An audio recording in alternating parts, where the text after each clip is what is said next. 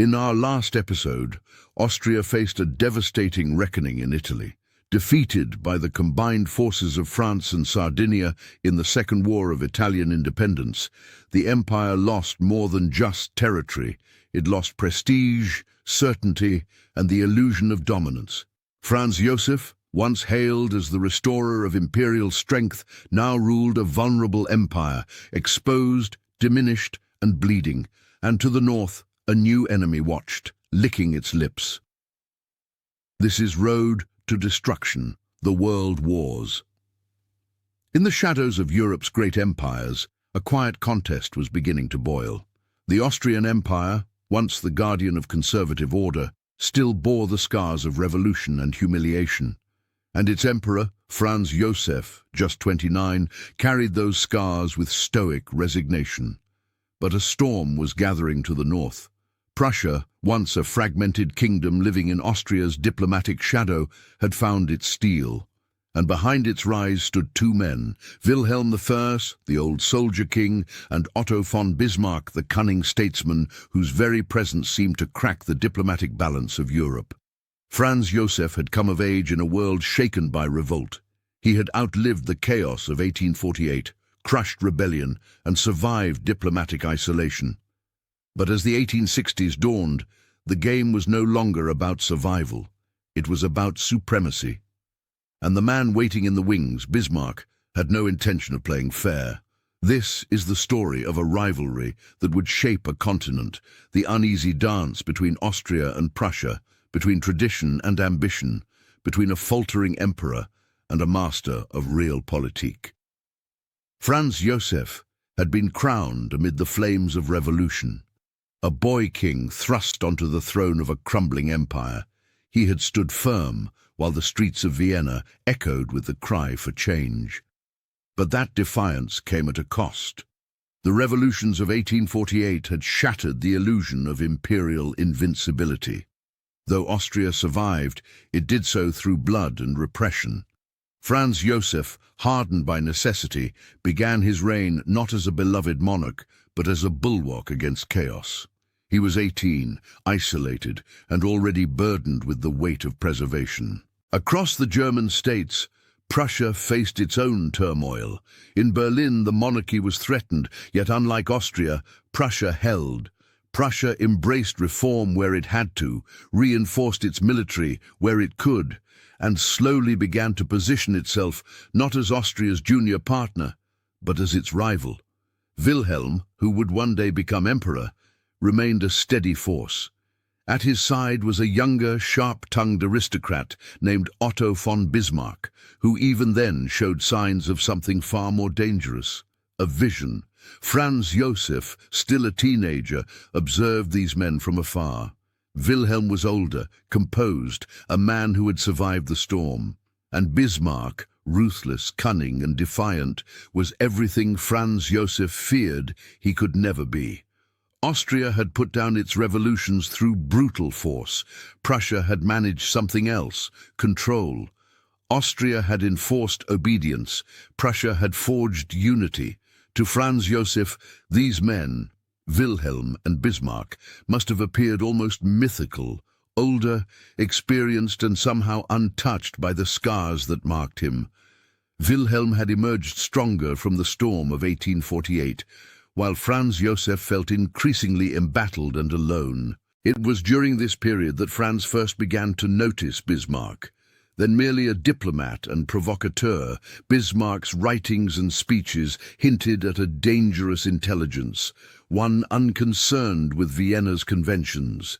He was a man who would tear up treaties and traditions alike to secure Prussia's future. And as Franz Joseph watched Europe shift around him, the figure of Bismarck lingered, menacing, calculating, and increasingly impossible to ignore. The Second Italian War of Independence in 1859 marked the beginning of Austria's slow unraveling and Prussia's opportunity. France and Sardinia tore through Lombardy, and Austria suffered a humiliating defeat that shook its prestige to the core. Franz Joseph had led his army in person, desperate to assert his authority, but the war ended in retreat and disgrace. The defeat did not go unnoticed in Berlin. Bismarck, then Prussia's ambassador to Russia, sent dispatches that bristled with opportunity. Austria was bleeding.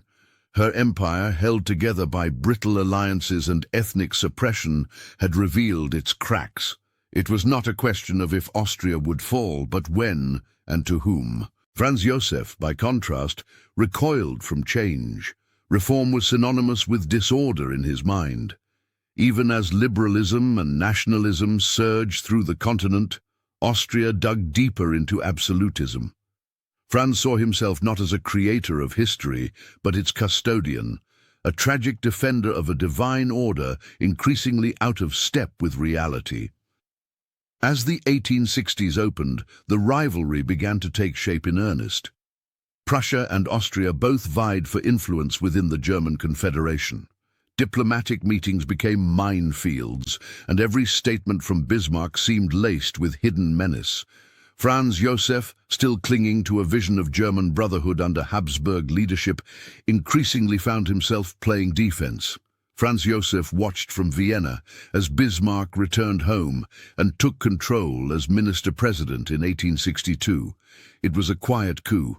With iron determination, Bismarck silenced dissent within the Prussian parliament, modernized the army, and ignored the constitutional crisis that might have undone a lesser man. But even before this, he had begun to lay the ideological groundwork for Prussia's ascension. He spoke openly of German unity, not under the Habsburgs, but under Prussian leadership. To Franz Joseph, the contrast was painful. At 29, he was still trying to keep his empire stitched together, nationalities at each other's throats, the military overstretched, and Vienna's court plagued by inertia. But Bismarck was ascending. He had seized power with confidence, and worst of all, he seemed to know what he was doing. But then came a crisis that neither empire could ignore, one that would draw them into an uneasy alliance, and then into inevitable conflict. In 1863, the King of Denmark died without a clear heir to the duchies of Schleswig and Holstein, territories inhabited by both Germans and Danes. The question of who would control them became known as the Schleswig-Holstein question, a diplomatic puzzle so convoluted that even Lord Palmerston joked that only 3 men had ever understood it, and 2 of them were dead. When Denmark attempted to integrate Schleswig into its kingdom, it provoked outrage across the German states. Bismarck saw a chance not only to bolster Prussia's prestige, but to test Austria's resolve. He proposed a joint military action, inviting Austria to participate in the invasion. Franz Joseph agreed. He likely saw it as a chance to mend the rift between their 2 empires, to assert Austrian leadership in German affairs once more. But Bismarck had no such intentions. The war, he knew, would only deepen the rift. The campaign itself was a success. Danish resistance was swiftly crushed, and both duchies fell under joint Austro-Prussian control. But the victory quickly turned sour. The joint administration of the duchies quickly broke down. Prussia took Schleswig, Austria oversaw Holstein, but Bismarck, with subtle provocations and careful legal maneuvering, stirred unrest in the Austrian-held territory. Franz Joseph was caught in a bind. He could not allow Bismarck to expand Prussian influence unchecked, but neither could he risk outright war. His advisors were divided. The army was not ready. His empire was still licking its wounds from Italy, yet doing nothing would mean irrelevance. Worse still, Franz Joseph could see it. Bismarck was maneuvering him into a corner. In Vienna, the emperor found himself increasingly isolated. He confided in few. His wife, Elizabeth, Sisi, grew distant, traveling constantly to escape the suffocating court. The weight of the monarchy pressed down on him like never before. Bismarck, the man he once saw as a stabilizing force, now appeared as a predator circling its prey. Still, Franz Joseph made his decision. Austria would not back down. If Bismarck wanted Holstein, he would have to take it by force. Franz Joseph, once again, had been outplayed. Though the Second Schleswig War had been a success militarily, It revealed something deeper within Franz Joseph, a profound sense of isolation. The emperor had not led the army in person, he had learned from 1859. But he was deeply involved in every strategic decision. He hoped that victory would restore Austria's pride and reset the balance with Prussia. Instead, it had emboldened Bismarck. Franz Josef's letters from this period reflect a man increasingly aware of his own limits. He wrote not of glory, but of burden, of victories that turned to sand, and a duty that grew heavier with each passing year. "We win battles," he once said, "but lose the future." He had begun to see Bismarck not merely as a rival, but as a symbol of a different world, a modern world, ruled not by divine right, but by willpower and cunning. Where Franz still clung to legitimacy and tradition, Bismarck forged his path through manipulation and threat, and yet Franz Joseph could not change course. He had been raised to believe in stability above all else. His rule was a monument to continuity. To embrace Bismarck's methods would be to betray everything he stood for. That paralysis, his inability to adapt, became the tragedy of his reign. In the months after the Second Schleswig War, Austria found itself in a dangerous limbo. Victory had brought no unity, only division. The German Confederation was fracturing, and Austria's leadership within it was openly challenged by Prussia's aggressive moves. Bismarck now moved openly. He signed a secret military alliance with Italy, promising them Venetia in exchange for support in a future conflict. Meanwhile, he worked to ensure neutrality from France and Russia, making Austria more isolated than ever. The trap was nearly sprung. Franz Joseph tried to rally support among the German states, but he faced growing skepticism. Bavaria, Saxony, and others feared Prussian expansion, but they also saw Austria as weak and indecisive. The emperor's appeals to tradition and brotherhood rang hollow in a world growing colder and more pragmatic. Internally, the empire was strained. Nationalist movements simmered beneath the surface, and military reforms lagged behind those of Prussia. Franz Joseph, ever dutiful, pressed forward. But there was a sense of inevitability hanging over Vienna. The empire he sought to preserve had become a relic, and Bismarck knew it. And so, Austria and Prussia stood at the precipice of war. Franz Joseph had reached the limits of diplomacy. The Schleswig crisis had shattered any illusion of partnership. Bismarck had played his hand brilliantly, dragging Austria into conflict on terms of his choosing.